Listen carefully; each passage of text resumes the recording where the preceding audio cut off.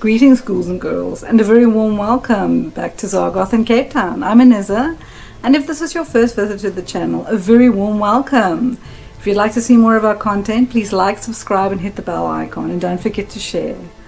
Right, so this week, in celebration of the month of October and the fact that it's almost Halloween, I thought it would be quite fun to take you on a journey into the art of divination and the mysterious tarot. So if you'd like to know more, please keep watching.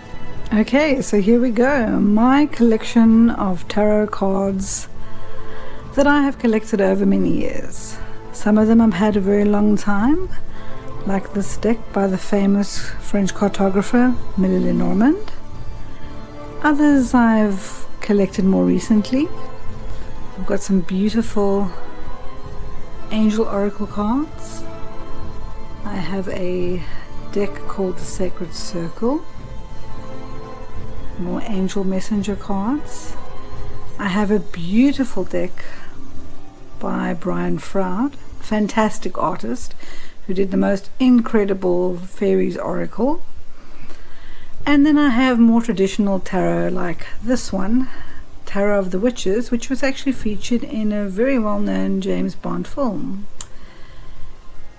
And one of my more unusual decks, I would say, was probably this one, the Lord of the Rings. As you can see, it comes with a map. How interesting. And a ring. So let's have a look at some of these in closer detail. I'd have to say one of my more interesting decks would have to be the Lord of the Rings Oracle deck. It comes in this beautiful box with lovely illustrations, has its own instruction book, full of the most beautiful images. Look at that. And so much effort went into creating this, I've no doubt. Okay, and then you have a divination ring. You're supposed to thread a cord on this and use it to divine yes or no answers. I've had a look at the runic script on here and studied runic lettering in the past, but these make no sense. So I don't know what the purpose of that was. I guess just for the look. And on to the tarot deck. These obviously use images from the story itself, and quite an interesting way they've illustrated these. Forest of Mirkwood, that one looks quite eerie. And you've got the map on the back of each card. It's supposed to represent the different areas of your life. And the colors they've chosen are quite cool. I find the whole palette, it's got this sort of cool, calm feeling about it.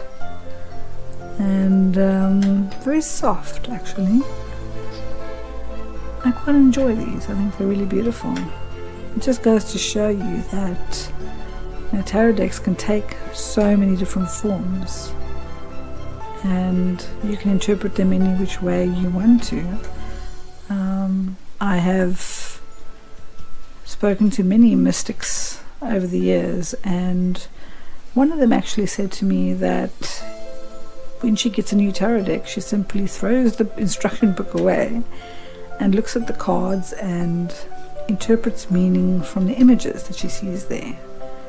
So that's something you could definitely try if you're interested in doing the tarot yourself. This is the To All Believers Tarot deck, or the Hanson Roberts Tarot deck. And this one was illustrated by Mary Hanson Roberts. It's the second deck that I ever purchased as a teenager, and it's a firm favorite. The imagery is just so pretty, and there's something soft about the energy of these cards. And I would have to say it's the deck I've reached for most. I think anyone can do tarot. You don't need to be especially gifted. It's about how you interpret the symbols, and it's about getting guidance when you're a little bit lost or you're feeling a little bit stuck. Sometimes a good tarot reading can just help shift those energies, and that to me is something really special. It's a calling, I think, the tarot. So definitely something to look into if you're interested in divination. And don't be intimidated. The cards are really tools. You could use a simple deck of playing cards and get the same results, or so I'm told. I've never tried those myself, but the idea is that you take your guidance from what you see in front of you, and that makes a lot of sense to me. I would have to say one of my all-time favorite decks is this deck by Brian Froud, and just looking at it you can see why. The detail in these cards is just amazing. It's like he's painting with light. I've never seen anything like it. He's a truly amazing artist. I mean, look at that. It's just incredible. Really, really beautiful colors used in here as well. I mean, look at the expression on his face. It's just so awesome. So this, I must say, is one of my favorites. Okay, so this is most likely the oldest deck of cards that I have. They were designed by a Madame Breteau after the death of Millie Lenormand, who was a very, very famous cartographer in the 1800s. And if you look at the designs, they're really detailed and beautiful. You don't really see cards like this anymore. So it's something really special and something that I've treasured for a long, long time. And next we have the Sacred Circle Tarot. I found these when I was on a trip to the UK, and they make use of local landmarks, which I thought was really cool. And actually, the creator of the cards, Paul Mason and Anna Franklin, have their faces in this deck. How awesome is that? This next deck is the Golden Dawn Tarot, and it's based on the esoteric designs of the Secret Order of the Golden Dawn. They were active in the late 19th, early 20th century, and they studied the occult, metaphysical, and the paranormal. So many of the Wiccan traditions are actually based upon their teachings. How interesting is that? They've got some lovely imagery in here, some beautiful colors as well.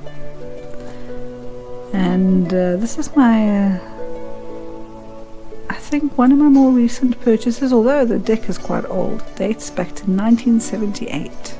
Okay, and here was something I'd never seen before. Tarot of Mermaids. This was back in 2006, and there were no mermaid tarot cards around that I'd ever seen. So for me that was really, really interesting. I found them in a little shop in the UK and had to have them. For some reason I put this deck down upside down. Let's do that right way around, shall we? Okay. The artwork in these is just amazing. I was just blown away. Something really, really unusual. Of course now everybody is in love with mermaids and you see them everywhere. But back then they weren't a thing yet, I don't think. Correct me if I'm wrong. But I just love the images in these and the colors. And last but certainly not least, the messages from your angels oracle cards. These are also by Doreen Virtue, and they are just there to give you a little bit of guidance when you need it the most. So there are some archangels in this deck and some lesser known angels, and they're just really inspirational and beautiful. So I use these quite often. It's quite nice when you're feeling a little stressed or unsure of what path to take. These just give you a little bit of guidance, and that's so nice. And as I said before about the previous Doreen Virtue deck, they actually have positive connotations. I mean, look at the stunning artwork there, guys. Isn't that amazing? The artists are just amazing. So I would say that's it for my little walk through my collection of tarot decks. I hope you've enjoyed it. I hope you all enjoyed that as much as I did. Tarot has been one of my interests from a very young age, I must admit. And I hope you'll check us out next week. We've got more fun content planned. And until then, stay well, keep safe, and keep doing what you do with passion and with love. Have a great week, everyone. Bye.